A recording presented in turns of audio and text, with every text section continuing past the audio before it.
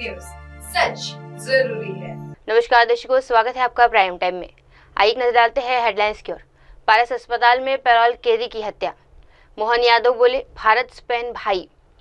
छत्तीसगढ़ विधानसभा में हंगामा, कांग्रेस के विधायक निलंबित। आइए देखते हैं खबर विस्तार से।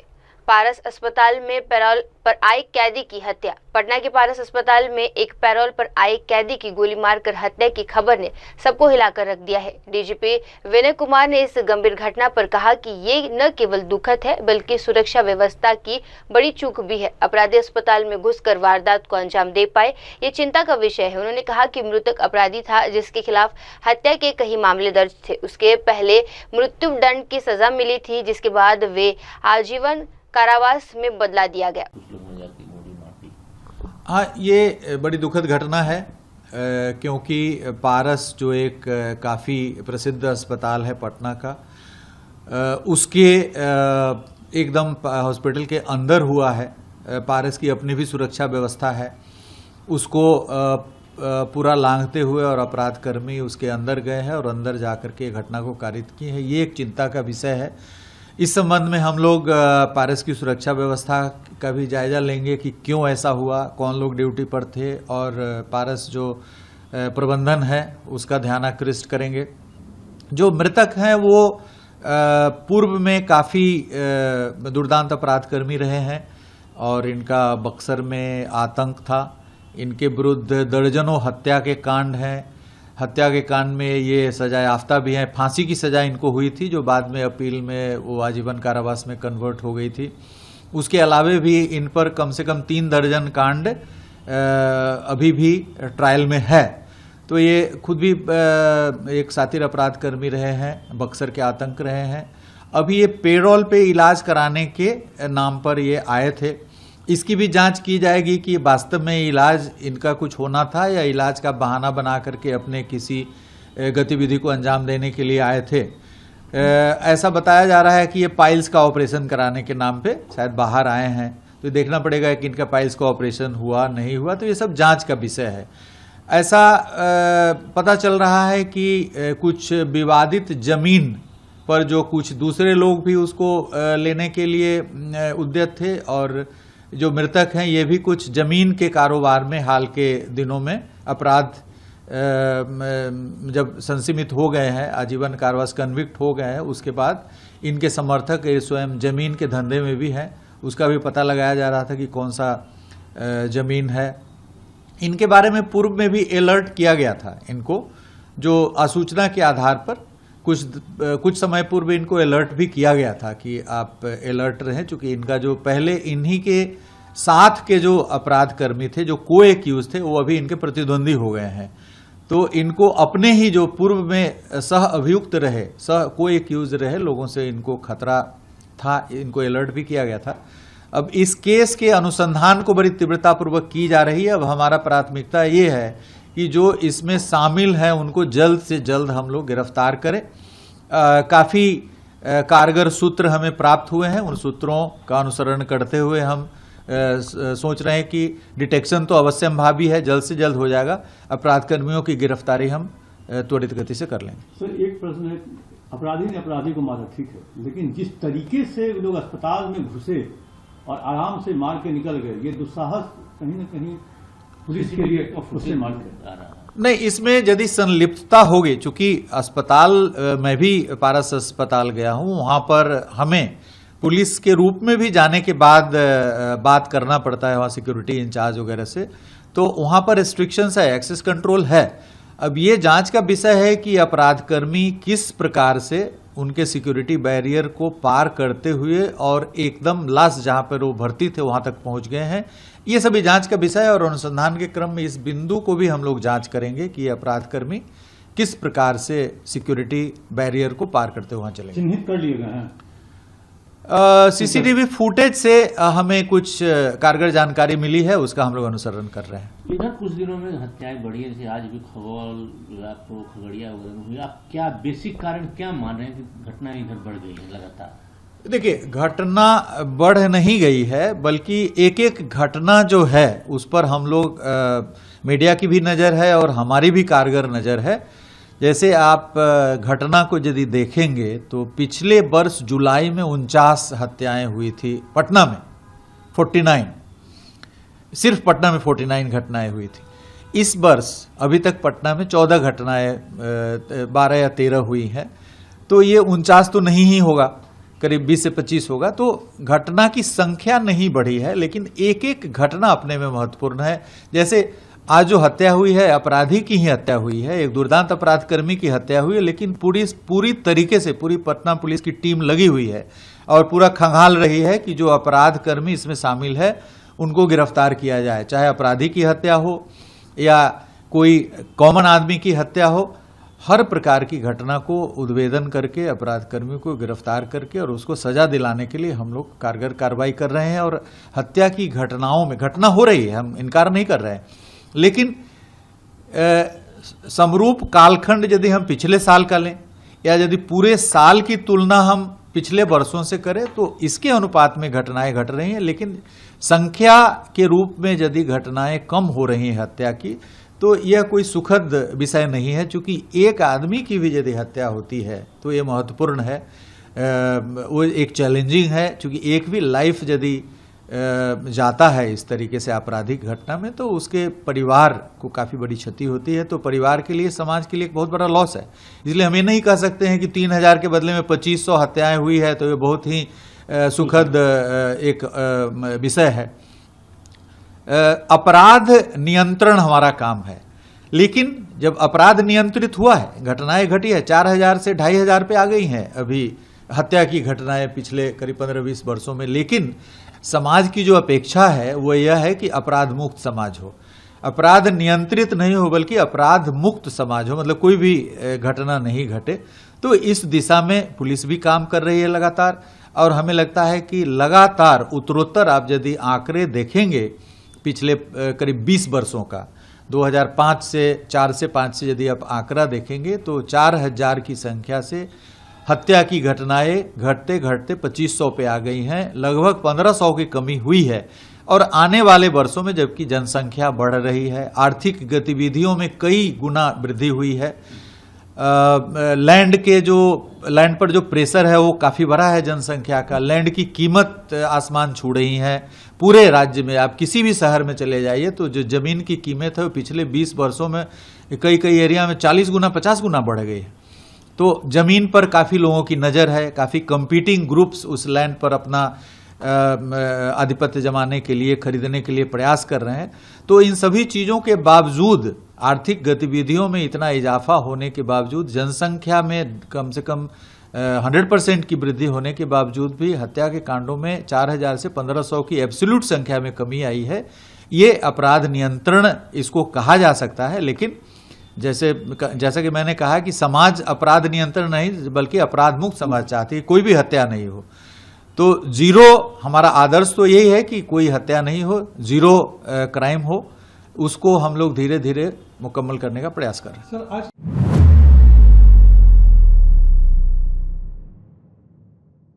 आइए बढ़ते अगली खबर की ओर। स्पेन में बोले सीएम मोहन यादव। भारत और स्पेन जुड़वा भाई जैसे।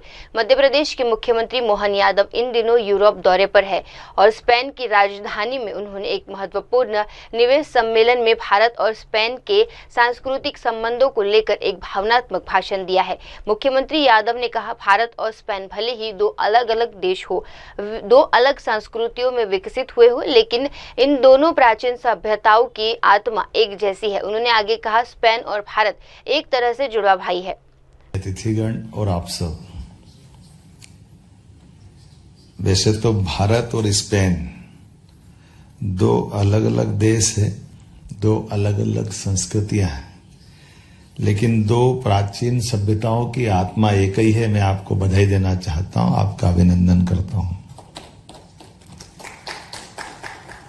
अतीत के काल में जब दुनिया के अंदर अलग अलग मानव सभ्यताओं का अस्तित्व शुरुआती दौर में था, ऐसे में जिन देशों ने अपनी खुद की सभ्यता, अपनी पहचान बनाई, वो सच्चे अर्थों में मानवता के मूल्यों के आधार पर अपनी खुद की दुनिया में एक साख बनाई, स्पेन और भारत एक तरह से जुड़वा भाई है, भाई भाई है। इस नाते से भी मैं आपका अभिनंदन करता हूं। अभी मैं जब स्पेन से लौट के एक बुल फाइटिंग वाले स्थान से निकला, तो बुल फाइटिंग वाला स्थान ये अतीत का हमारा वो गौरवशाली पृष्ठ भी है। कुछ चीजें आज के दौर में कुछ अच्छा हो सकता, कुछ बुरा हो सकता, दोनों तरह के लोग हैं। कुछ उसको नापसंद करेंगे, कुछ पसंद करेंगे, लेकिन ये सच अर्थ में मनुष्य और पशुओं की साथ में रहने की हमारी पुरानी परंपरा का एक गौरवशाली चिन्ह भी वो है, जिसके आधार पर हम अपनी प्रकृति से प्रेम को बताते हैं। और जब प्रकृति से प्रेम बताते हैं तो स्वाभाविक रूप से आज के इस दौर में जब बिजनेस की बात आ रही है तो हमारे लिए टूरिज्म वर्तमान के लिए इनोवेशन, डिजाइन, तकनीकी दक्षता, ऐसे कई मामलों में स्पेन की अपनी पहचान है। लेकिन स्केल अप और बड़े पैमाने पर उसको लागू करने की ताकत अगर कोई रखता है तो मध्य प्रदेश रखता है। ये आपके साथ हमारे संबंध की गंभीरता भी बताता है और उसके आधार पर हम आप मिलकर के हमारे अपने अपने क्षेत्र में दोनों देशों के संबंधों को मजबूत भी कर सकते हैं। मध्य प्रदेश में खनिज, जल, वन, कृषि, पर्यटन इत्यादि से परिपूर्ण आपको शांत और सुरक्षित निवेश के लिए आकर्षक स्टेट के नाते से वो आपको आमंत्रित करता है। हमारे काबिल अफसरों ने सब अलग अलग प्रकार से उसकी विशेषताओं को बताया भी है। हर एक सेक्टर के हमारे स्टेट के सबसे बड़े ऑफिसरों को हम लेकर के आए हैं, जो अपने अपने टूरिज्म की बात टूरिज्म के तरीके से समझा रहे हैं, जो हिस्टोरिकल रूप से भी और फार ईस्ट से लगा करके कई क्षेत्रों में और सबसे तेज गति से विकास करने वाला टूरिज्म का सेक्टर। मुझे इस बात का गर्व है, अगर पूरे देश का आंकड़ा देखे तो मध्य प्रदेश उसमें हाईएस्ट पे आता है। मुझे इस बात की प्रसन्नता है और उसी नाते से बड़े पैमाने पर अपने स्पेन में भी इस बात की संभावना है कि हाँ, आप हमारे साथ जुड़िए और खास करके एफडीआई को बढ़ावा देने के लिए टेक्नोलॉजी ट्रांसफर और एक्सपोर्ट फ्रेट सब्सिडी इत्यादि कई प्रकार की मुझे यह गारंटी पक्की है कि कोई और राज्य इतने प्रकार की छूट व्यापारियों को इस प्रकार से नहीं दे सकता जो मध्य प्रदेश ने देने का साहस किया है। यशस्वी प्रधानमंत्री के नेतृत्व में जिस प्रकार से हमारी भारत सरकार ने हमको छूट दी है और मध्य प्रदेश उनके दिल के ज्यादा करीब भी है, इस नाते से मैं माननीय मोदी जी की तरफ से भी और मध्य प्रदेश राज्य में जब बिजली, पानी, लैंड बैंक, मानव संपदा सभी प्रकार की एक विकास करने के साथ साथ व्यापार करने की जो आवश्यकता होती है, वो सारी बातों को आपके साथ जोड़कर देखते हैं। तो मैं इस तरह से बोल सकता हूं कि आज इस पूरी बिजनेस मीटिंग में जिस दृष्टि से मंच से बात हुई है उतनी गंभीरता से आपने सबने भी सुना है। और जब आज मैं आपसे बात कर रहा हूं तो थोड़ी देर पहले हम खेल के लिए भी फुटबॉल के अंदर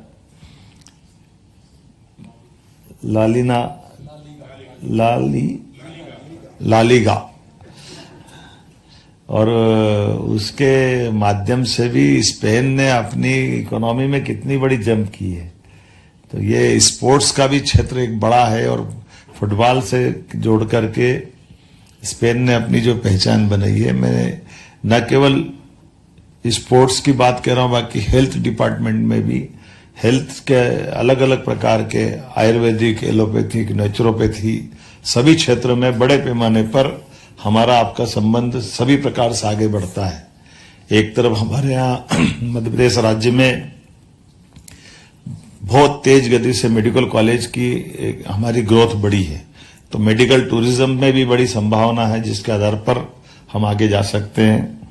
आज के इस अवसर पर भारत स्पेन के परस्पर संबंधों को आर्थिक रूप से विश्वास के आधार पर जब बढ़ाने की तरफ जा रहे हैं तो भारत के साथ स्पेन का छठा सबसे बड़ा व्यापारिक साझेदार के नाते से हमारा जो व्यापार है, जो आंकड़ा बताया है $9.32 बिलियन का, ये आंकड़ा कम नहीं है, ये अपने आप में बड़ा आंकड़ा है।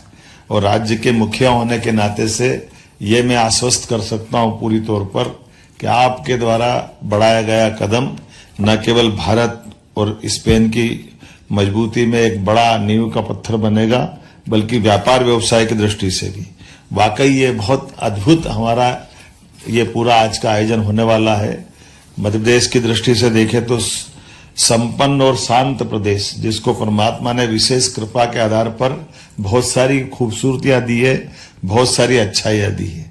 जब मैं आपकी तरफ देखता हूं तो हमारी माइनिंग सेक्टर में भी नई टेक्नोलॉजी के आधार पर बहुत सारी भू संपदा हमारे साथ है, जिसके आधार पर बड़ी बड़ी इंडस्ट्रियों की संभावना भी है और उसके आधार पर उत्पाद के माध्यम से आपका हमारा व्यापार व्यवसाय भी अच्छा हो सकता है।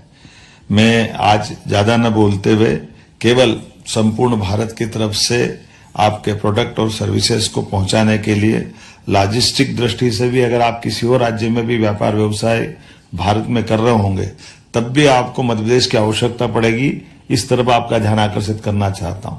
हमारे यहाँ आने जाने के मार्ग में तीनों तरह से हवाई मार्ग, जल मार्ग और सड़क मार्ग, तीनों तरह से मध्य प्रदेश की भौगोलिक स्थिति हमारे देश के साथ बाकी व्यापार को भी बढ़ावा देने की दृष्टि में बहुत महत्व का रोल अदा करती है।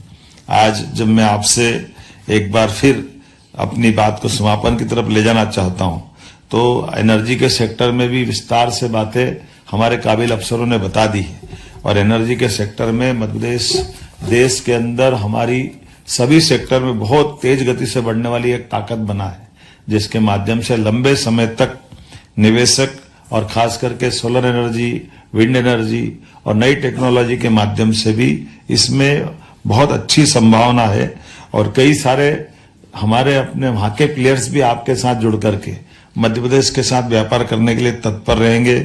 एक बार फिर मैं अपनी सरकार की इन सारी व्यवस्थाओं के आधार पर आपको पुनः आमंत्रण देते हुए अंत में फूड प्रोसेसिंग की बात जरूर करना चाहूंगा। फूड प्रोसेसिंग में भी खास करके मुझे मालूम है कि ऑरेंज का और ऑरेंज के हमारे अपने बाकी देश के हिस्सों में या दुनिया में जाते हैं, पर स्पेन का इसकी अपनी विशेषज्ञता है, लेकिन मध्य प्रदेश में भी और जिस क्षेत्र से मैं आता हूं वहां पर भी बड़ी संभावना है। आप उम्मीद करेंगे फूड इंडस्ट्री में खाद्य प्रसंस्करण की सभी प्राथमिक प्रोसेसिंग से लगा करके वैल्यू एडिशन तक के एग्री बेस्ड इंडस्ट्री में जो आप संभावित रूप से लगाने जाएंगे और उसी के साथ साथ टेक्सटाइल और गारमेंट्स में भी बड़े पैमाने पर हमने काफी काम किया है। इन सब का लाभ हमको मिलेगा। फार्मास्यूटिकल्स, एपीआई, मेडिकल डिवाइसेस, सभी क्षेत्रों में हमारे पास वर्ल्ड क्लास की सुविधा देने की सक्षमता है। आइए हम सब आगे बढ़े और निश्चित रूप से आज के इस कार्यक्रम को सार्थक करते हुए ठोस धरातल पे खड़े हो। मेरी अपनी ओर से शुभकामना, बधाई, वंदे मातरम, जय हिंद।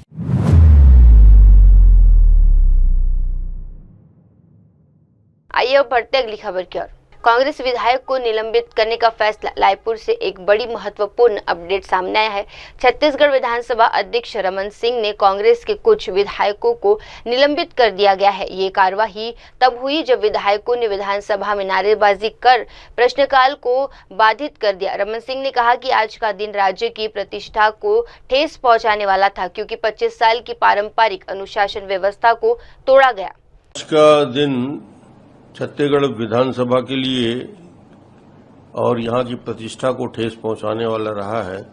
एक तरफ हम रजत जयंती वर्ष मना रहे हैं, 25वें साल पे प्रवेश किए हैं और छत्तीसगढ़ की विधानसभा की उच्च परंपरा है और उच्च परंपरा के साथ साथ यहाँ का जो अनुशासन है, जो हमने अपने लिए अनुशासन के लिए खुद के लिए बंधनकारी विषय रखे हैं कि यदि सदस्य वेल में आते हैं तो दिन भर के लिए अपने आप निष्कासित हो जाते हैं और निष्कासन के बाद स्वयं सदन को छोड़कर बाहर चले जाते हैं। मगर इस परंपरा को तोड़ते हुए जो 25 साल की परंपरा है, इन्होंने बार बार मेरे कहने के बाद भी विधानसभा के अंदर नारेबाजी करते रहे और सबसे महत्वपूर्ण जो हमारा प्रश्नकाल होता है, प्रश्नकाल को लगातार बाधित होता रहा।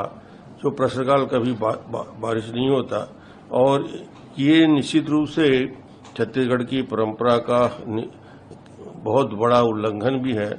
मुझे लगता है कि इस पूरी प्रक्रिया में एक बार, दो बार और तीन बार मेरे बोलने के बाद भी वो विधानसभा के कक्ष से बाहर नहीं गए, तो मुझे अत्यंत खेद के साथ प्रश्नकाल की प्रक्रिया को स्थगित करना पड़ा और जो बाधित किए गए तो इन्हें दिन भर के लिए आज की विधानसभा की कार्रवाई से बाहर रखने का निर्णय लिया और मुझे लगता है कि ये निलंबन की अवधि आज शाम तक के लिए निर्धारित किया है और उम्मीद करता हूं कि आने वाले समय हम छत्तीसगढ़ की उस परंपरा को जीवित रखने के लिए हम सब मिलकर प्रयास करेंगे। सर, आज छत्तीसगढ़ को एक नेशनल अवार्ड भी मिला है सर क्लीननेस में।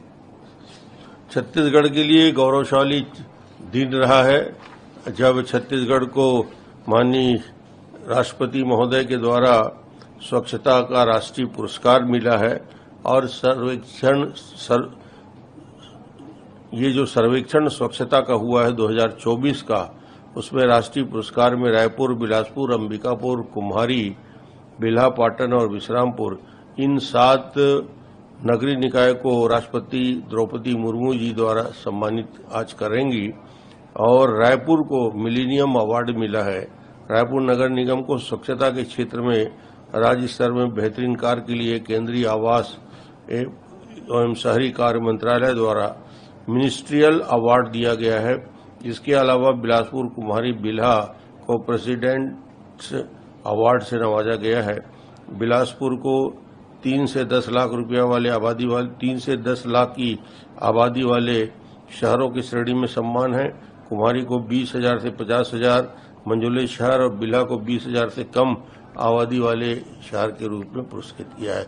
मैं इन्हीं सभी संस्थाओं के सभी हमारे अध्यक्षों को, वहाँ के प्रशासक सबको मैं बधाई देता हूँ।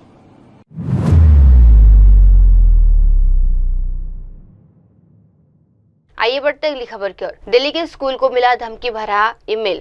दिल्ली के रिचमंड ग्लोबल स्कूल में शुक्रवार सुबह उस समय हड़कंप मच गया जब स्कूल प्रशासन को एक धमकी भरा ईमेल प्राप्त हुआ। स्कूल की प्रिंसिपल मित्रा ने जानकारी दी कि ये ईमेल सुबह 10:52 पर आया और 6 मिनट के भीतर यानी 10:58 पर पुलिस कमिश्नर को इसकी सूचना दे दी गई।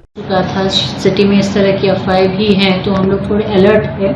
We are keeping a tab every moment, किसी भी तरह के मैसेजेस पे हम टैप रख रहे हैं। सो ये 10:52 पे हमें मिले थे एंड ऑलमोस्ट 10:58 में हमने कमिश्नर और पुलिस के पास ऑलरेडी मेल कर दिया था एंड उनकी तरफ से भी रिस्पांस में सुबह हमने 112 में भी फ़ोन कर दिया था। सो इमीडिएटली सारे स्क्वाड्स पहुंच गए थे, बॉम्ब स्क्वाड्स वाले आ गए थे, सारी चेकिंग भी हुई है, इवन साइबर वाले भी आ गए थे to check the mail and the origin of the things. Thanks to the administrative department, उन्होंने बहुत ही अच्छे से the moment it is being called they immediately they were alert and they came also. और 5 बजे करीब सब आ गए थे and we cross check each and every corner of our school. और मैं कह सकती हूँ इस समय स्कूल कम्प्लीटली सेफ है, there is nothing to worry about it and everything is under control. Ma'am what about बात करें पेरेंट्स की, तो पेरेंट्स को जब पता चला या आपके द्वारा स्कूल के द्वारा, तो पेरेंट्स क्या डरे हुए हैं, कैसे पेरेंट्स तो डरे हुए नहीं है बिकॉज मैं भी एक पेरेंट हूँ और मैं समझ सकती हूँ पेरेंट्स कैसे सोचते हैं और बच्चों की सेफ्टी हमारा सबसे पहला कंसर्न होता है। So we are taking all measures whatever is required for the safety of the child and definitely अगर ऐसी कोई बात होती तो पेरेंट्स को ही हम बताते हैं और हम वैसा ही कंसर्न शो करते हैं। तो मुझे लगता है this is something some anti social people जो इस तरह की अफवाहें फैला रहे हैं और as a citizen of India we all need to stand together and we need to take care of our children as well as the society and I think my parents are all standing by me. अभी school बिल्कुल safe है और बच्चे पढ़ रहे हैं? Absolutely, आप देख सकते हैं स्कूल इस समय चल रहा है and will ensure at every moment, her step पे हम इंश्योर करेंगे हमारे बच्चे सेफ एंड साउंड रहें। आपका नाम बता दीजिए ma'am. I am doctor Mopali Mitra, principal Richmond Global School, Paschim Bihar. बहुत बहुत धन्यवाद, थैंक यू।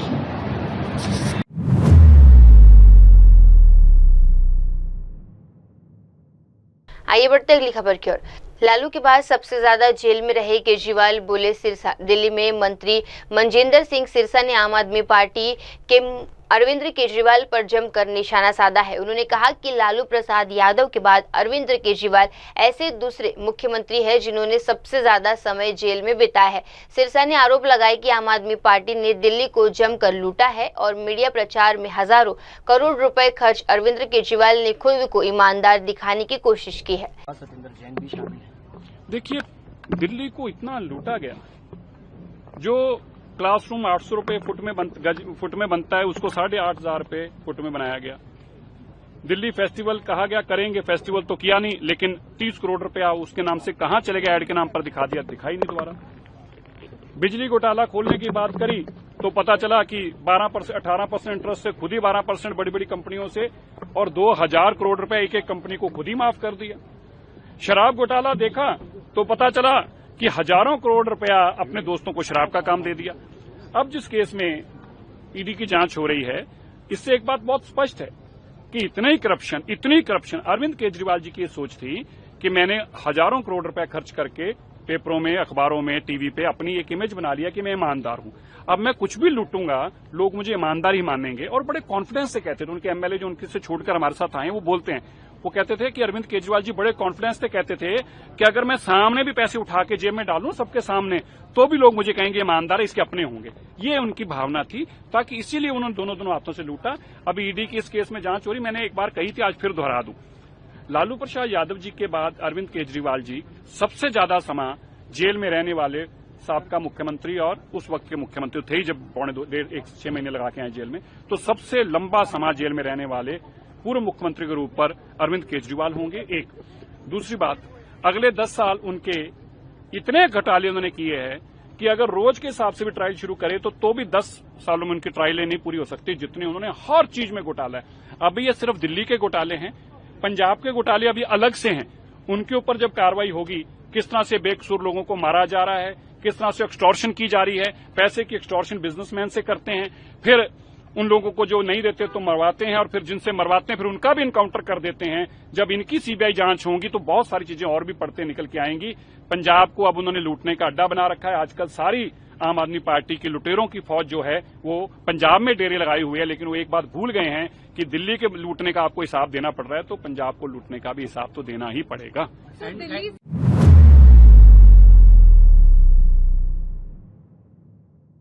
आइए बढ़ते अगली खबर की ओर। बिहार में अपराध पर चुप रहे तो ये बेईमानी होगी, मनोज झा बोले।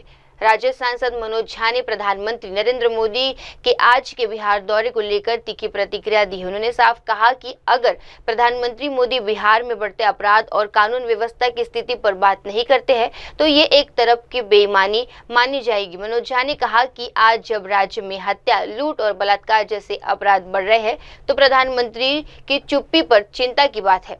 राजा हैं क्या? ये सौगात की जुबान क्या बोली जा रही है? लोकतंत्र में प्रधानमंत्री हैं, सौगात नहीं हुआ करता है, हक है, और वही हक चाहिए जो गुजरात को मिलता है। ये नहीं कि पूंजी गुजरात में और ट्रेन यहाँ, कि गरीब मजदूर यहाँ से ट्रेन से जाए। ये रवायत बदल दीजिए प्रधानमंत्री जी। श्रमिक गुजरात का, पूंजी बिहार में, ये चाहिए। और हाँ, आज जब आ रहे हैं तो मोतिहारी चीनी मिल की चाय नहीं बोलूंगा, लेकिन ये कहूंगा कि बिहार में बीते 4 दिनों में जो अपराध की घटनाएं हुई हैं, वो अपराध की घटनाएं आपको सिग्नल दे रही हैं। पिछली बार आप आए थे तो बोरिंग रोड पे गोलियां चली थी, आज आप आ रहे हैं तो सासाराम में एक घटना भी हुई है, और कल पारस अस्पताल में डरावनी फिल्म की तरह का दृश्य है। आप अलग अलग राज्यों में फैक्ट फाइंडिंग टीम भेजते हैं जहां आपका शासन नहीं है, तो क्या बिहार में फैक्ट फाइंडिंग टीम नहीं चाहिए प्रधानमंत्री जी? अपने मुख से, श्रीमुख से आज बिहार के क्राइम सिचुएशन पर प्रधानमंत्री जी अगर आप नहीं बोलते हैं तो ये डिसऑनेस्टी की श्रेणी में जाएगा, बेईमानी की श्रेणी में जाएगा, ईमानदारी का अभाव प्रदर्शित करेगा आपके मनसा वाचा कर्म।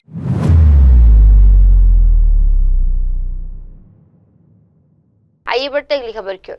गुजरात कांग्रेस को नया अध्यक्ष मिला, बोले अमित छाबड़ा।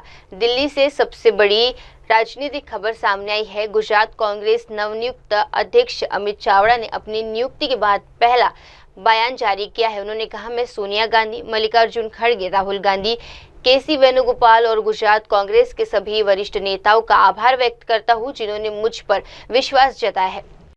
मैं सबसे पहले तो हमारे नेतृत्व, हमारे आदरणीय नेता आदरणीय सोनिया जी, कांग्रेस प्रेसिडेंट आदरणीय खड़गे साहब, हम सबके नेता, जन नेता, न्याय योद्धा, विपक्ष के नेता राहुल गांधी जी, संगठन महासचिव आदरणीय वेणुगोपाल जी, हमारे प्रभारी मुकुल वासनिक और सभी गुजरात के लीडर्स का मैं आभारी हूं कि मेरे पे विश्वास करके मुझे कांग्रेस अध्यक्ष की जिम्मेदारी दी है। गुजरात एक ऐसा प्रदेश है जहां से गांधी सरदार ने पूरे देश को आजादी की लड़ाई का नेतृत्व भी दिया और रास्ता भी दिखाया। और जिस तरीके से अभी गुजरात के हालात हैं, आप सब ने देखा होगा कि भाजपा के भ्रष्टाचार और कमीशन राज की वजह से पुल टूट रहे, लोग मर रहे। ये खाली पुल नहीं टूट रहे, लोगों का जो विश्वास सरकार के प्रति था वो टूट चुका है। गुजरात के लोग आज महंगाई से परेशान है, युवा बेरोजगारी से परेशान है, व्यापारी धंधा रोजगार में जो सरकार की कन्नड़गत हो रही है उससे परेशान है, किसान परेशान है, महिला परेशान है, लॉ एंड ऑर्डर की सिचुएशन बदतर है। इन सभी इश्यू को लेके हम पब्लिक के बीच जाएंगे और सबसे पहली हमारी प्रायोरिटी रहेगी कि हमारे नेता राहुल गांधी जी ने जो संगठन सृजन अभियान की शुरुआत गुजरात से की है, हम बूथ से लेके प्रदेश का संगठन मजबूत करने की वो हमारी पहली प्रायोरिटी होगी। पहले संगठन मजबूत करेंगे, लोगों के बीच जाएंगे, लोगों के जो इश्यूज है उसको बढ़ चढ़ के उठा के वो लड़ाई का नेतृत्व कांग्रेस का कार्यकर्ता देगा। राहुल जी ने जो गुजरात के लोगों की तकलीफ है, समस्या है, जो अन्याय हो रहा है, उसके लिए जो गुजरात के लोगों को लड़ाई में सहयोग देने का, नेतृत्व देने का जो उनको हौसला दिया है, उसको हम आगे बढ़ाएंगे। राहुल जी का जो गुजरात और गुजरातियों के लिए विजन है उसको हम आगे ले जाएंगे और पूरे गुजरात के सभी 7 प्रदेश और पूरे धर्म, जाति, सभी लोगों को साथ रख के गुजरात का विकास हो, गुजरातियों का विकास हो और गुजरात के लोगों को जो भाजपा के शासन से आज अन्याय अत्याचार सहन करना पड़ रहा है, जो सत्ता और संपत्ति का केंद्रीकरण हो रहा है, उसके खिलाफ की एक दूसरी आजादी की लड़ाई राहुल जी के मार्गदर्शन में गुजरात कांग्रेस का कार्यकर्ता लड़ेगा।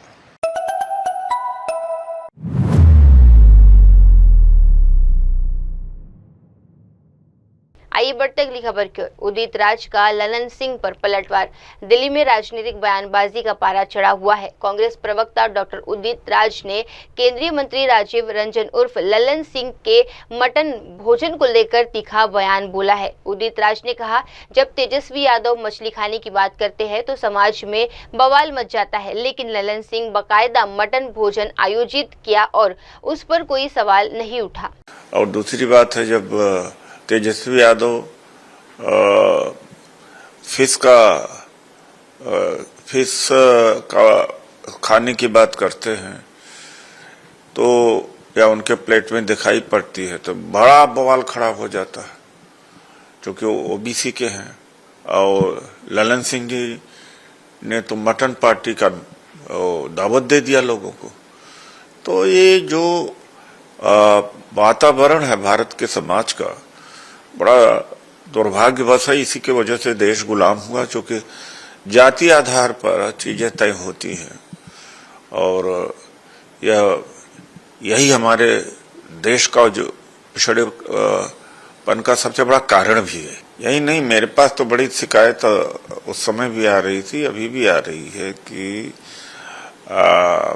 जो जय भीम नाम से कोचिंग चलाया जा रहा था, जो मुझे बताया जा रहा था कि उसमें भी लूट हुई है। 15 करोड़ खर्च करना था, 142-43 करोड़ खर्च हुआ। और जो प्रतियोगी थे उनका कई जगहों से उनके नाम पर पैसा उठाया गया। ऐसे कोचिंग को पैसा दिया जो कोचिंग कराते ही नहीं थे। अब टेलीफोन का भी मामला आ गया, तो इन्होंने तो लूट डाला। ये जो ईमानदारी के नाम से आकर के इतनी लूट इन लोगों ने मचाई और शीश महल बना दिया। इनके अयासी, इनके लूट का कोई सीमा है? अभी जांच हो और होगी ही आगे, तो बहुत कुछ निकलेगा। अब दिल्ली लूट चुके हैं तो जाके पंजाब में कैंप कर रखा है, अब पंजाब को पूरी तरह से लूटने में लगे हुए।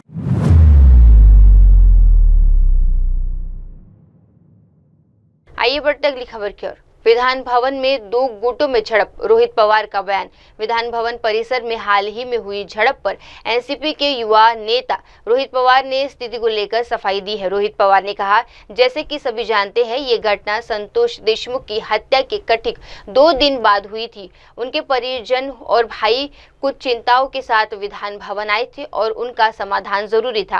उन्होंने कहा कि कुछ असमझ और तनाव की स्थिति थी और जब उस मुद्दे को शांतिपूर्ण सुलझाने की कोशिश की गई तभी 2 गुटों के बीच टकराव हो गया। अरे भाई, कल अगर आप देखो, जो अवार्ड साहब थे वो यहाँ पे जब आए, 2 दिन पहले संतोष जी देशमुख जिनका मर्डर हुआ था, आप सबको मालूम है, उनके भाई यहाँ पे कुछ विषय लेके या कुछ अड़चन थी उनकी जो सॉल्व करनी थी, वो जो भी इन्वेस्टिगेशन में, इसी सिलसिले में यहाँ पे आए थे। तब अवार्ड साहब उनके साथ बहुत इंपॉर्टेंट बात कर रहे थे, तो ये नया आका वहाँ पे आया और ऑलमोस्ट इनको गाड़ी के नीचे वहाँ पे दबाने की कोशिश हुई, तो ये बच गए। फिर दरवाज़ा खोला, इन दोनों को लगा, फिर भी अवार्ड साहब ने इसको अवॉइड किया, या ये बंदा ही गलत है या लो लेवल पे जाके बात करता है। अभी संतोष देशमुख प्रकरण जो है वो विषय हमको महत्व है, तो वहाँ से वो निकल गए। अभी वहाँ पे 2 कार्यकर्ता में बातचीत हुई, ऐसे हम सबको पता चलता है। कल अगर आप देखो, अवार्ड साहब को मैसेज आए थे बहनों, उनके बहनों पे, माँ पे, वाइफ पे, बेटी पे बहुत लो लेवल पे जाके बताया गया, बोला गया, और उसमें मैसेज में यही आया था कि आपको देखा जाएगा, हम मार देंगे आपको। तो ये जो चीज़ है, गुंडाशाही है, वो जब अवार्ड साहब यहाँ पे आए तब ये जो नया आका इन मेकिंग है, उसने 4 लोगों को इलीगली अंदर लेके आया था। वो गुंडा है, मोका है या कोई, बहुत सारे उनके ऊपर चार्जेस है, और उनको अवार्ड साहब नहीं मिले तो नितिन देशमुख जब मिला तो वहाँ पे अधिवेशन में उसका मारा पीटी वहाँ पे हुई। क्या संदेश हम दे रहे? मैं अवार्ड साहब तो बच गए, लेकिन वो कार्यकर्ता वहाँ पे रह गया। तो ये गुंडाशाही और ये जो दड़पशाही है या जूनशाही है, ये महाराष्ट्र में नहीं चलेगी। बहुत अलग और गलत मैसेज लोगों को गया है। आका मतलब उस एंगल से मैं नहीं बोलूंगा, लेकिन आका का जो नेता है देवेंद्र फडणवीस साहब है, क्योंकि उन्होंने कभी भी ऐसे जो लोग हैं लो लेवल पे जाके जब बात करते तब उनके कान कभी पकड़े नहीं गए थे, उनको सपोर्ट ही वहाँ पे किया। तो यही होता है कि एक आध नेता अगर दूसरे छोटे नेता को गलत काम करते हुए वहाँ पे कुछ भी एक्शन नहीं लेता तो वो बंदा नया आका बनता है, और ये गोपीचंद पडळकर अभी नया आका आज का बनाए, ऐसे हम सबको कहना पड़ेगा। अरे जहाँ पे लॉ बनाया जाता है वहाँ पे अगर लॉ तोड़ा जाएगा, वहाँ पे आमदारों को के ऊपर वहाँ पे धमकी दी जाएगी तो लोग क्या कहेंगे? आमदार सेफ नहीं है, जो लॉ बना रहे वही सेफ नहीं है, तो हमारी बेटियां कैसे सेफ रहेगी, हमारे घर के लोग कैसे सेफ रहेंगे? ऐसा प्रश्न अभी लोगों को।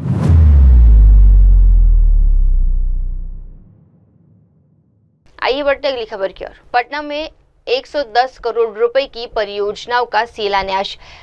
मुख्यमंत्री भूपेंद्र पटेल ने 110 करोड़ रुपए की लागत वाली विभिन्न विकास परियोजना का शिलान्यास किया। इस मौके पर आयोजित समारोह में उन्होंने उपस्थित जनसमूह को संबोधित करते हुए कहा कि सरकार का उद्देश्य केवल बुनियादी ढांचे को बेहतर बनाना नहीं, बल्कि लोगों के जीवन स्तर को ऊपर उठाना भी है। सीएम पटेल ने कहा, हमारा फोकस गांव से लेकर शहर तक हर क्षेत्र में समग्र विकास पर है, चाहे वे सड़क हो, जल व्यवस्था हो, शिक्षा या स्वास्थ्य सेवाएं हो। सिंचाई, शहरी विकास અને માર્ગ મકાન વિભાગના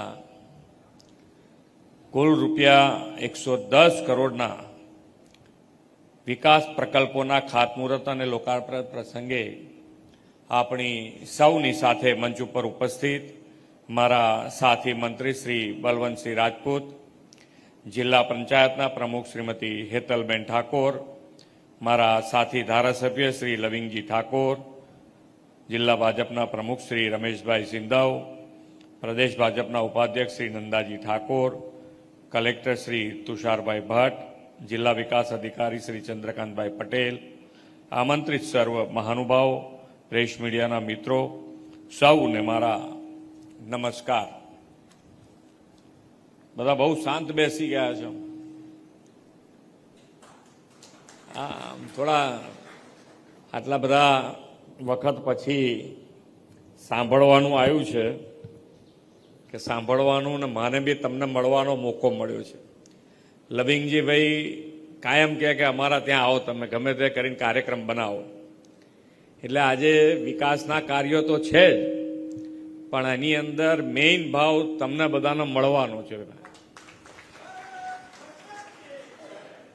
ને હમણાં અહીંયાથી અમારા મંત્રીશ્રી કહેતા છે કે લવિંગજીભાઈ કેવા છે,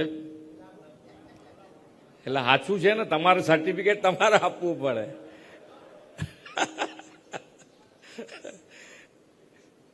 આમાં શું છે કે માણસનો અનુભવ બે બાજુ હોય, ઘણાને સારું લાગે ને ઘણાને ખરાબે લાગે. આમાં અમે કરે, કોઈક આમાં અમે કરે, પણ સામે બેઠા છે એટલે જોઈન કરજો જે કરો એ.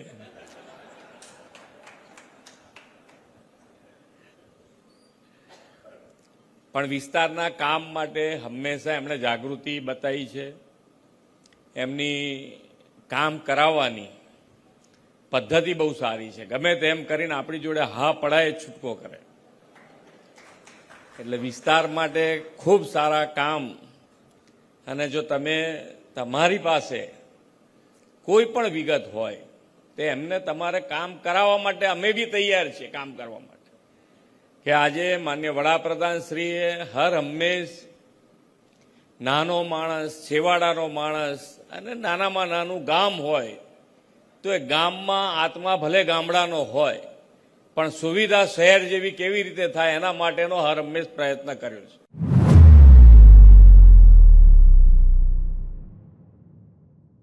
आइए बढ़ते अगली खबर की ओर। दिल्ली में एक पेड़ मां के नाम अभियान का आगाज। दिल्ली में आज पर्यावरण संरक्षण और मातृ सम्मान को समर्पित एक विशेष पहल के तहत वन महोत्सव का शुभारंभ हुआ। इस आयोजन की थीम थी एक पेड़ मां के नाम, जिसका उद्देश्य है हर व्यक्ति को अपनी मां के सम्मान में एक पौधा लगाने के प्रतीक करना है। दिल्ली की मुख्यमंत्री रेखा गुप्ता, मंत्री मनजिंदर सिंह सिरसा, दिल्ली हाईकोर्ट के मुख्य न्यायाधीश देवेंद्र उपाध्यक्ष और एनजीटी के अध्यक्ष न्यायमूर्ति प्रकाश श्रीवास्तव ने इस कार्यक्रम में शिरकत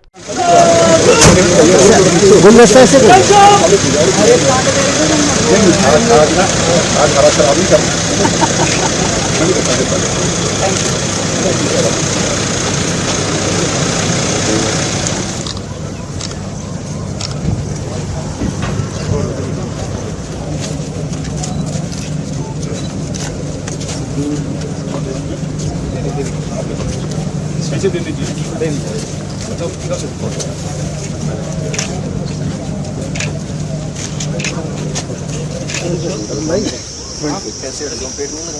अरे लगवा देना, उधर से भी तो लगवा दो, फिर हम अंदर आएंगे तो फिर दिक्कत हो जाएगा।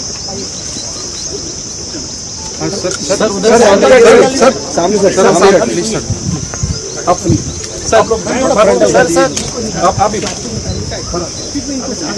आप बढ़ जाइए, आप बढ़ जाइए।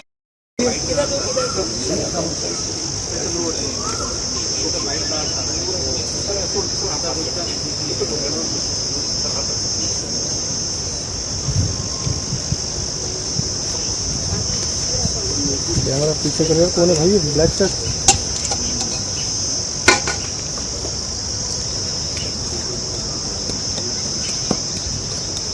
इनको हटाना यार, ये कौन है? उसमें हमने 100 से ज़्यादा दिल्ली की नर्सरीज, ऐसे प्लांट्स, ऑक्सीजन वाले प्लांट्स, डेकोरेटिव, इनको हर स्तर पर किसी ना किसी के साथ जोड़ा है। मैं आपको बताना चाहता हूँ, अब तक हमने पहले हमने छोटा सा इसका एक्सपेरिमेंट किया। हमने क्या किया कि दिल्ली में हमारे जितने एमएलए हैं, जितने एमपी हैं, जितने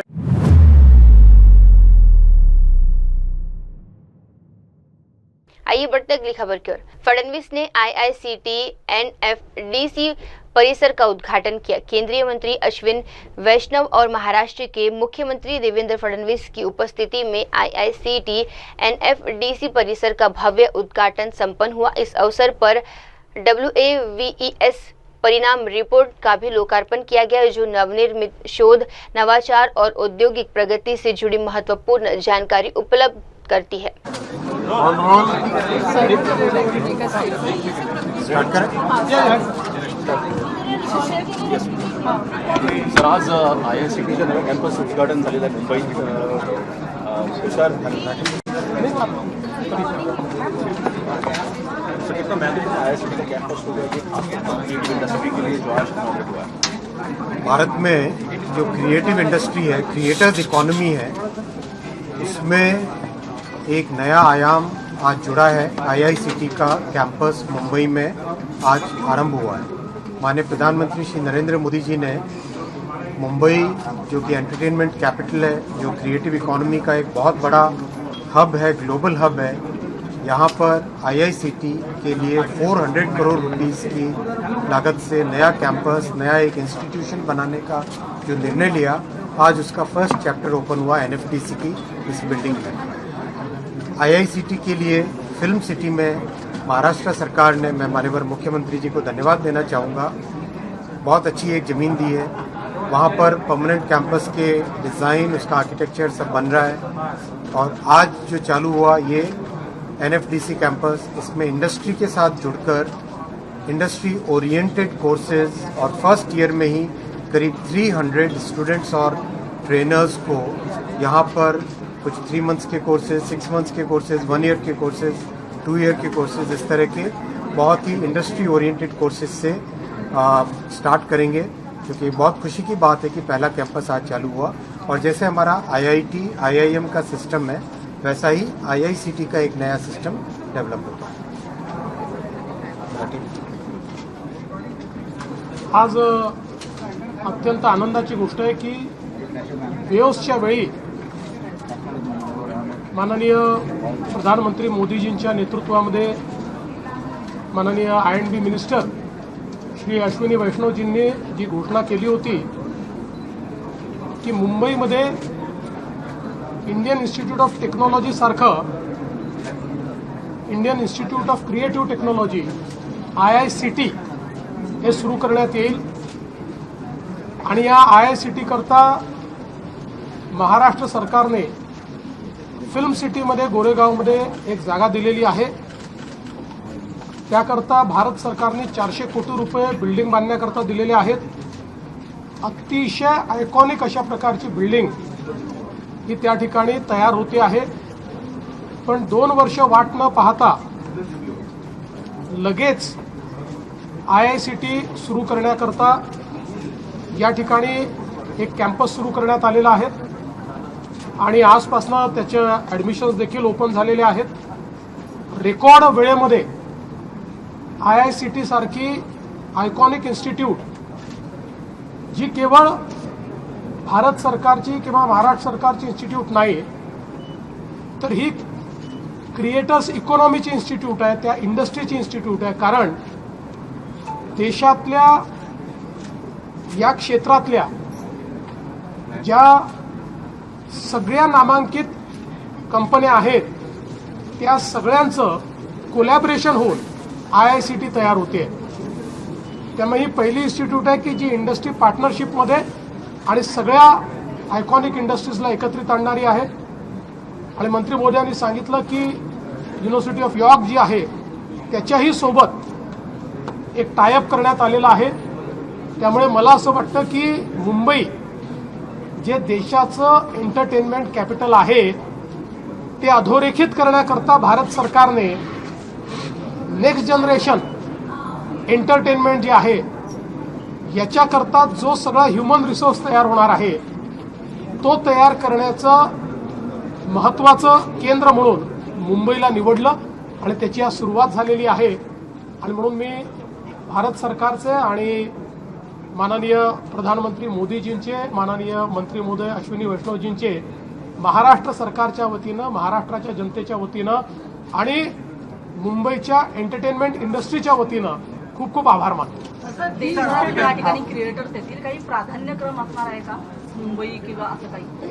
असं आहे की याच्यामध्ये जी काही ॲडमिशनची सिस्टीम कुठल्याही नॅशनल इन्स्टिट्यूटमध्ये असते तशा प्रकारचीच या ठिकाणी सिस्टीम असणार आहे। कारण जसं IIT आहे तसं हे IICT आहे, लक्षात ठेवा।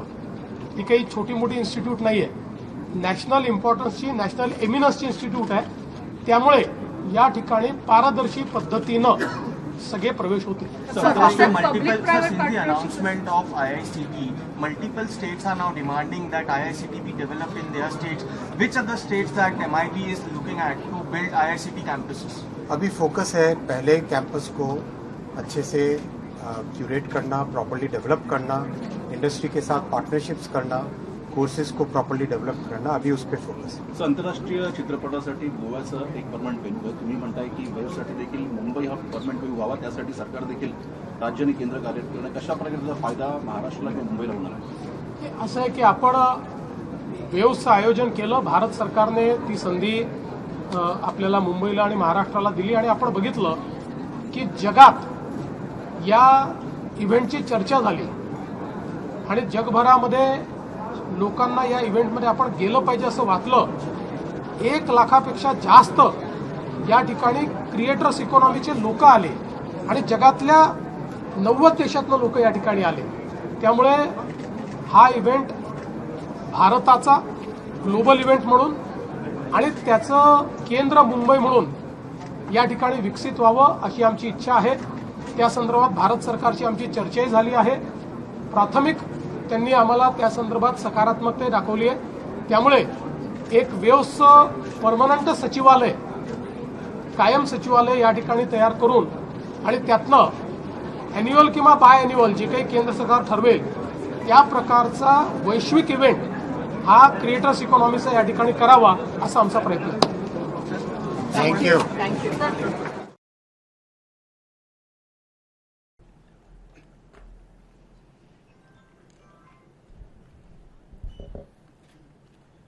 आज के इस बहुत ही महत्वपूर्ण कार्यक्रम में हमारे बीच उपस्थित भारत सरकार के रेलवे और इंफॉर्मेशन एंड ब्रॉडकास्टिंग मिनिस्टर आदरणीय श्री अश्विनी वैष्णव जी, मेरे साथी महाराष्ट्र के आईटी और कल्चर मिनिस्टर श्री आशीष शेलार जी, सेक्रेटरी INB श्री संजय जाजू जी, chief secretary Maharashtra Shri Rajesh Kumar ji, additional chief secretary विकास खारगे जी, श्री साकेत मिश्रा जी, श्री प्रसून जोशी जी, श्री शेखर कपूर जी, यहाँ उपस्थित सभी महानुभाव,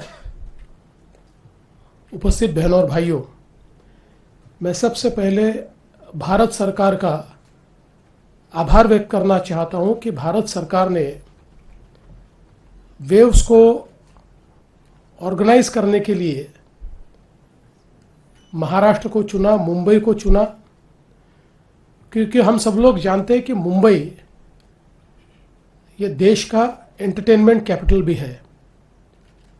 और जैसा कि हम सब ने देखा कि आदरणीय प्रधानमंत्री जी ने यहीं एक कार्यक्रम में ये मंशा जाहिर की थी कि एक ग्लोबल इवेंट इंडिया होस्ट करे जो क्रिएटिव इकोनॉमी को एक नई दिशा दे. और मुझे बहुत खुशी है कि भारत सरकार के साथ महाराष्ट्र सरकार ने उसे बहुत ही यशस्विता के साथ मुंबई में संपन्न किया और उसकी एक वैश्विक गूंज भी हम लोग सुन रहे हैं. और आदरणीय मोदी जी के इस विचार को यथार्थ में लाने के लिए जिस प्रकार से आदरणीय मंत्री जी अश्विनी वैष्णव जी इन्होंने एक पहल की और इस पूरे कार्यक्रम के साथ वो चट्टान की तरह खड़े हुए और उसी के कारण मैं ऐसा मानता हूं कि एक बहुत यशस्वी ऐसा इवेंट हम लोग कर पाए. उस समय हमने ये कहा था कि this is not just a event, it's a movement. But मैं उसके आगे कहता हूं कि now it has become a movement. ये एक आंदोलन हो गया है और उसी मूवमेंट का एक पार्ट, एक लीगेसी के रूप में जो भारत सरकार ने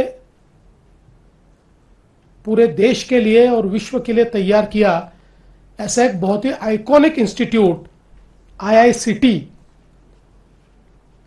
उसकी घोषणा उस समय की गई थी और रिकॉर्ड टाइम में आईआईसीटी के कैंपस का उद्घाटन आज मंत्री जी के साथ हम लोगों ने किया और निश्चित ही अगले 2 वर्षों में आईआईसीटी एक बहुत ही आइकॉनिक कैंपस में, फिल्म सिटी में, जो अश्विनी जी के तत्वावधान में और निगरानी में तैयार हो रहा है। अश्विनी जी की निगरानी में जो तैयार होता है वो अच्छा ही होता है। हमने सारी ट्रेन्स की ट्रांसफॉर्मेशन की जर्नी ये देखी है वंदे भारत की, तो इसलिए मुझे विश्वास है कि ये केवल इंस्टीट्यूशन नहीं होगा, ये दी इंस्टीट्यूशन होगा। और यहाँ लोग केवल ट्रेनिंग के लिए नहीं आएंगे, केवल सीखने के लिए नहीं आएंगे, तो लोग इसको देखने के लिए भी आएंगे। इस प्रकार की ये इंस्टीट्यूट आज तैयार हो रही है। मैं ऐसा मानता हूं कि क्रिएटिव इकोनॉमी की अगली पीढ़ियों में सब लोग अपना एसोसिएशन ये आईआईसीटी के साथ बताएंगे। इस प्रकार की इंस्टीट्यूशन तैयार हो रही है और आज उसका आगाज हुआ है। इसके लिए मैं बहुत बहुत आभार व्यक्त करता हूं भारत सरकार का। हमने वेव्स में क्या पाया इसका एक रिपोर्ट भी देखा और मैं ऐसा मानता हूं कि वेव्स ने क्रिएटर्स इकोनॉमी में एक नया चर्निंग शुरू किया है, एक नई दिशा उसको दी है। और जैसा कि बताया गया कि आईआईसीटी तो उसका एक उसके फल के रूप में हम लोग देख रहे हैं, लेकिन उसके साथ साथ सेक्रेटरी साहब ने बताया वेव्स बाजार के बारे में। वैसे ही उस समय हम लोगों ने वेव्स इंडेक्स घोषित किया था और इस वेव्स इंडेक्स में 42 कंपनीज का ये इंडेक्स था, जो उस समय there wealth together was somewhere around 93,000 crores in very short time. आज अगर आप वो वेव्स इंडेक्स देखेंगे तो आपके ध्यान में आएगा कि it has crossed 1 lakh crore. तो ये इकोनॉमी किस प्रकार से तेजी के साथ बढ़ रही है और किस प्रकार से वेव्स ने एक अलग आंदोलन की शुरुआत की है, ये हम सब लोग इस माध्यम से जान रहे हैं। मैं इस बात के लिए भी आभार व्यक्त करना चाहूंगा कि एक बहुत सुंदर म्यूजियम, चूंकि क्रिएटोस्फीयर में जो भारत पैवेलियन था उसको लोगों ने बहुत चाहा, बहुत सराहा और एक हमारी क्रिएटिविटी की हिस्ट्री जो श्रुति से शुरू हुई और बढ़ते बढ़ते आज के फॉर्म में वो आई है, उसको हम सबके सामने प्रदर्शित करने वाला ये भारत पैवेलियन था। और प्रधानमंत्री जी ने बहुत अच्छा सजेशन दिया कि ये पैवेलियन केवल वेव्स तक सीमित मत रखिए, तो इसको एक परमानेंट फीचर के रूप में इसको खड़ा करें। तो यही इसी कैंपस में जो गुलशन बिल्डिंग है उसमें उसको रीलोकेट किया गया है। और मैं ऐसा मानता हूं कि अब मुंबई के टूरिज्म प्लान में एक और डेस्टिनेशन आज से जुड़ रहा है और वो ये बहुत ही सुंदर इस प्रकार का जो भारत पैवेलियन को एक म्यूजियम के रूप में यहाँ पर प्रदर्शित किया गया है। वैसे मैं मानता हूं कभी कभी घोषणा हो ना हो हम लोगों ने मान लेना चाहिए, और इसलिए मैं मानता हूं कि वेव्स का ग्लोबल कैपिटल ये मुंबई ही होगा और हर साल या 2 साल बाद जो भी भारत सरकार तय करेगा उस अंतराल में जो वेव्स का आयोजन होगा वो मुंबई में हम करेंगे। उसके लिए हम लोग बहुत ईगर है। हमने ये तय किया है कि वेव्स और ये क्रिएटर्स इकोनॉमी को एक प्रकार से आगे बढ़ाने के लिए महाराष्ट्र की सरकार 150 करोड़ रुपीस अलग से रखेगी। और हमारे बड़े भाई यानी भारत सरकार वो तो इसमें कंट्रीब्यूट करेगी ही, वो जो करेंगे वो हम उनसे बाद में बात करेंगे।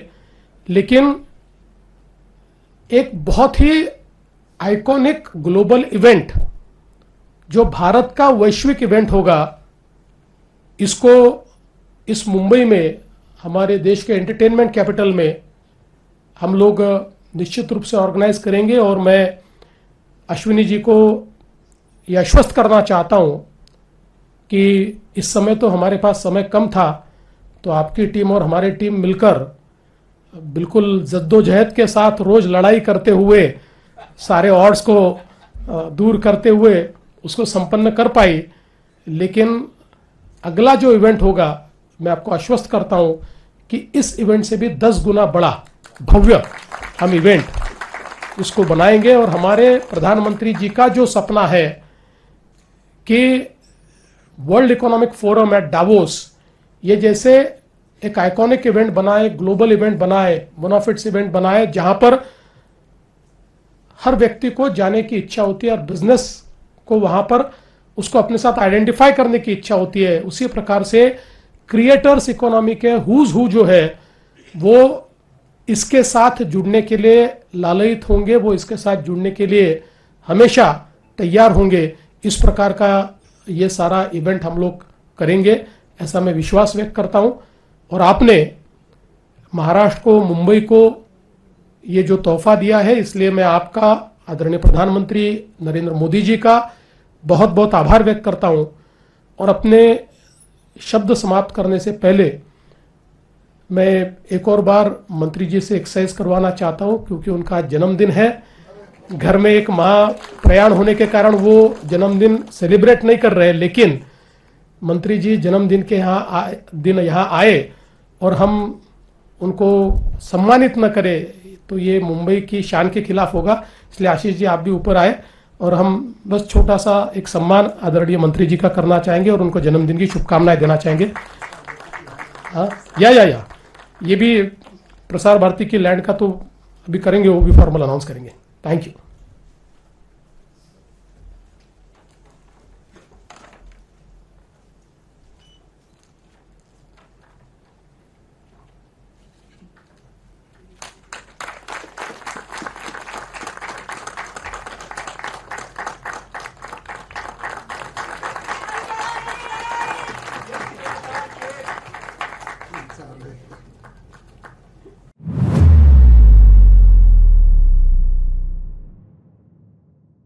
अब वक्त हो चला है दर्शकों छोटे से ब्रेक का। ब्रेक के बाद भी जुड़े रहिए, देखते रहिए देश और दुनिया की तमाम बड़ी खबरें MNS न्यूज टीवी पर। धन्यवाद। हाय हेलो नमस्कार, मैं हूं पंकज विष्णु और आप देख रहे हैं MNS न्यूज। आप देख रहे हैं MNS न्यूज, सच जरूरी।